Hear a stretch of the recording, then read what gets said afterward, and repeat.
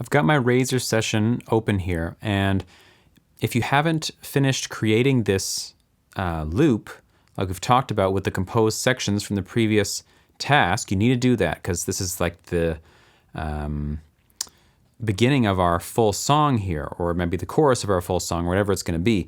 And that's really the first step, is to decide, what do you think this part of the song is? Is this the chorus, the verse, the bridge?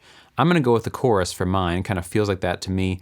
And that can change over time. You can just start developing your song, and then you can swap the sections around if you want and say, oh, actually, this should be the verse and this should be the chorus. It doesn't really matter. We're just going to name it something to get started and start planning around that. So let's listen to it briefly.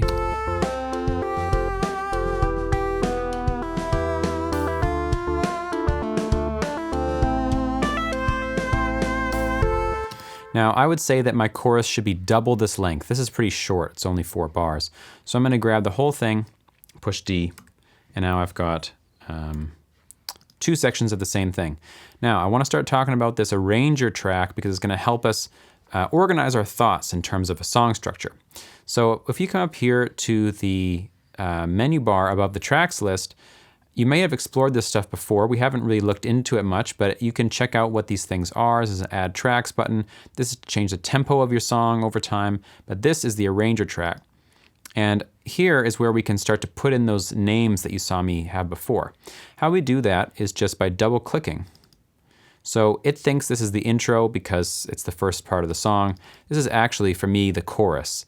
So what I'm going to do, actually I zoomed in there, I'm going to right click, and now I can change this name by double clicking, and I say chorus. I can also change the color. I'm going to change it to be, I don't know, like this maybe. Okay, so now I'm going to pull this out so it covers the length of my chorus. Now this is my chorus, and I can move the whole section by moving the name, just like this. Pretty cool. So I'm going to move it out a little bit. I'll zoom out, and maybe I'll move this to, I don't know, bar 21. And I'm thinking, maybe not. Let's go, how about let's do this, bar 17 for now. So that's because I'm dividing things by 4, right? A lot of music is divided into groups of 4. Like here I have 4 bars and another 4 bars. So my chorus is 8 bars long. So I'm giving myself a 16 bar room beforehand to develop my verse and my intro. So I can double click to add my verse, and I'm going to add it at the start of bar 9, because that will give me an 8 bar region. Like the first section would be from 1 to 8, which is probably too long for my intro. And then from 9 to 17 would be another 8 bars like this. And this can, of course, change. This is not like written in stone. It has to be this long. It can be however you want. This is just to get like a visual representation of how we might do it. And I'm going to double click here, or actually I'm going to right click, and I'm going to call this verse 1 because I'm going to have a couple verses, and I'll change the color just to whatever. How about let's make it like a blue, like that. So I have my verse 1, I have my chorus. I could include an intro before this if we want, just to get things broken out. I'm going to have maybe a 4 bar intro. It could be an 8 bar intro, it could be a 1 bar intro, it doesn't really matter. I'm going to pull this out to be 4 bars, and it's only 3 there. Sorry, there's 4. I'll right click, go intro. I'll leave it with that color for now. So now I can pull this back to the beginning and start to organize. Here's verse 1, here's chorus. And I'm going to hold Option or Alt and drag this out to be over here. And now I'm going to rename it verse 2. Then I'm going to hold Alt and drag this over because it's going to go back to the chorus. Then I need a bridge. So I'm going to double click here. And then we're going to have a chorus again. And then I'm going to have an outro. And what I'll do is just zoom out. I'm going to grab my intro and pull it to the end and call this outro. Sometimes there isn't an outro, sometimes the last chorus is the outro, but this is a pretty good song structure. Intro 4 bars, verse for 8, chorus for 8, verse 2 for 8, chorus for 8, bridge for 8, chorus for 8, and an outro like that. As we start working, we may find that the verses actually need to be 16 bars long, and maybe the chorus needs to be 16 bars, or the bridge needs to only be 4. And you can just move that dynamically as you go, just stretch these sections out. This is just to give you a visual representation. I mean, right now, like, let's see, if I click at the end, I'm only at 2 minutes and 14 seconds, pretty short song. So I probably want to expand these a little bit, maybe have the chorus be double length and add another element to it, or the verse or whatever, to kind of make it more of a substantial length of a song, at least 3 minutes or something. But for now, we can use this as a reference point just to see where we're at and see what we need to build. So the first thing to do would be to go ahead and do this in your session, and then you can join me for the rest of this video. So once you got this laid out, it's time to start filling in the blanks. So the most obvious thing to do would be to create a verse, because the verse is going to come twice. Now, I'm not going to do this right now. I'm going to do it in the next video, which is going to be another one of those optional videos. It's going to be long, and it's going to show my whole process of how I go about composing all these parts. But I will explain just a little bit about it now. You're going to start the same way. Choose a drum loop, preferably a different loop from the chorus. If you've had some, pop drums here, it might be good to have pop drums here too, so they kind of feel connected, but it could be whatever. This could be hip hop drums, it doesn't really matter. You could even have no drums, or no drums for half of the verse and then drums for the second half. You can be creative with it. The idea is to start the same way. Start with a drum loop, place it here, write some chords that complement the other ones, right? Just like we talked about in the last few videos. If you're confused on that, go back and watch that again. And then you get your bass line or your melody, doesn't matter which one comes first, then you fill in the other. So you did your melody first, then you put your bass line in.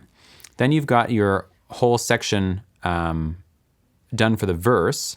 So maybe that's our verse 1, let's say. We've completed our verse 1. Then I would copy this over to verse 2. The easiest way to do that would be, now that we've done verse 1, I would delete this tag and then hold Alt and copy this over, and it will copy all the stuff that's in it as well, and you can just rename this. We just had these labels up here to begin with to be able to see the structure. So I would go in and then change this now, if I had something in it, to verse 2 and so on. And verse 2 should be very similar to verse 1, but you can make some differences. Maybe take the drums out for a while, or add another element in, or some percussion, or remove the melody for a little bit, or something about it that makes it different than verse 1, but still feels like, oh yeah, this is that section again. Once you've got that, you can do the same thing with the bridge. But the thinking with the bridge is you want it to feel quite different in a certain way from the other sections. So again, begin with a drum loop or no drum loop. It could just be no drums for the bridge, or drums for half of it, or whatever you want. And when you start doing your chords, you might think about, is there some chords I haven't hit much in my chord progressions? That might be a good chord to use in the bridge because it will give it a contrast. Maybe I never used D minor in the verse and the chorus. Probably D minor is a good one to use in the bridge. And then you can think of other creative ways to differentiate the bridge from the other sections. You don't always need to have the chords, the melody, and the bass and the drums playing at all times. You can remove the bass for a while, you can bring it back in, take the melody out, bring it back in, remove the drums or the chords or anything. Experiment with all that. And then, of course, you can add other things too, as I mentioned before. You can add percussion, you can add other instruments that complement these instruments. You can have 2 instruments play the same melody, or 2 instruments play the same chords, and pan one to the right and one to the left, or something like that. All sorts of possibilities. Once you've filled in these 3 main sections, it's good to think about your intro and your outro.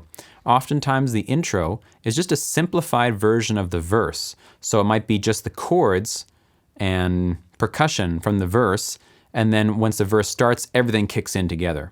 And the outro could be like that too. It could be a simplified version of the verse, or it could be a simplified version of the chorus maybe, or whatever concept you can think of. They could even be entirely new sections that you make that have new chords and everything.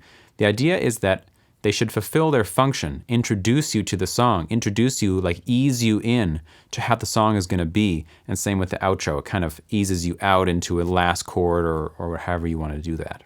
The last thing to do here is, once you've got all the parts in, you decide, is there some special effects like the bursts and sweeps and stuff you want to put in there to smooth the transitions between the sections? You can draw in some automation like we learned to do volume automation or panning or whatever to make some interest or changes.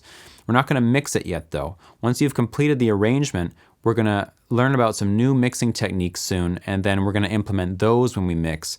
But right now we're just talking about the composition and the arrangement, and then if you want any automation or special effects. So like I said, I'm going to have a video, which is the next video, which is going to be long, and it's going to be of me fleshing out this whole song by this structure here. So I'm going to be adding new parts to what I already have, but also composing the verses and the bridge and the intro and the outro so you can see my whole process. If you want to watch that and get some ideas, you can do that. If you want to just go for it, do that too. Or just skim through the video and just look at certain parts if you want.